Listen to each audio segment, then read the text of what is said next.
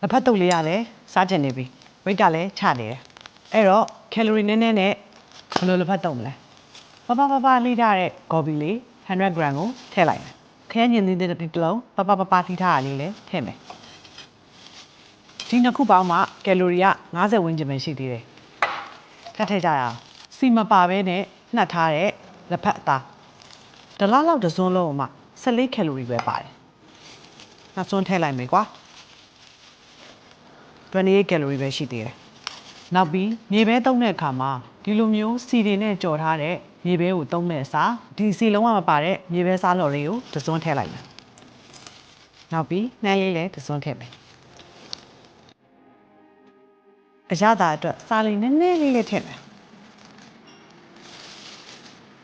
Rose ကတော့အချိုမုန့်တွေကြက်သားမုန့်တွေစားမှုံမုန့်လေးသုံးရတာကြိုက်တယ်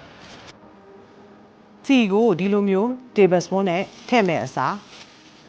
ဟောဒီ teaspoon လေးနဲ့ပဲထည့်မယ်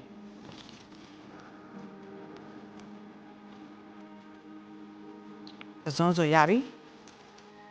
ကဲတိုတယ်ဒီလက်ဖက်တုပ်တစ်ပွဲမှာကယ်လိုရီဘယ်လောက်ပါလဲတွက်ကြည့်ကြရအောင်ဂေါ်ဘီရယ်ခရမ်းကျင်သီးရယ်မြေပဲရယ်နှမ်းရယ်လက်ဖက်အသားရယ်စီလေးရယ်ဒီလောက်များတဲ့လက်ဖက်တုပ်တစ်ပကံအောင်မှ149ကယ်လိုရီပဲပါတယ်149ကယ်လိုရီပဲရှိသေးတာဆိုတော့ဘယ်လိုတက်ရအောင်ဘယ်လိုကြောင်းထည့်လိုက်မှာဘယ်လိုပါထည့်လိုက်ပဲဆိုလို့ရှိရင်တော့ကယ်လိုရီကတော့160လောက်မြည်ပါတော့ဖြစ်သွားတာပေါ့အရသာကလည်းပုံမှန်လက်ဖက်တုပ်တွေနဲ့ဘာမှထူးခြားပြီးတော့ပြောင်းမသွားဘူးဒီလက်ဖက်တုပ်လေးရလေ fiber တွေလည်းပါတယ် antioxidant လည်းပါတယ် nutrition လည်းအပြည့်အဝပါတယ်အရသာလည်းအရန်လည်းရှိရယ်ဘိုင်လည်းပြည့်ရယ်မင်းတို့ရေလှုပ်ရှားကြည့်ကြိုက်သွားစရာမယ်အာမခံတယ်